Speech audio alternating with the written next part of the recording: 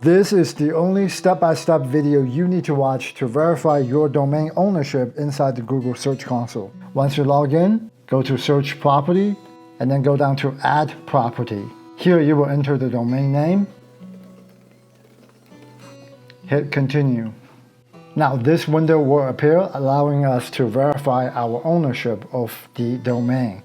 The easiest way is to use the TXT record and put that into our DNS configuration to verify.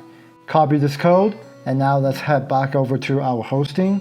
In this case, we're using WPX. Go to Edit DNS and select our domain. In this case, it's getfreemovies.net, and we're going to add a new record, and the type will be TXT, and the value will be the code that we just copied. And we're going to hit Save Record. And now let's head back over to Search Console and hit Verify. Now the ownership has been verified. Congratulations, now you have your ownership verified. This is exactly how easy it is.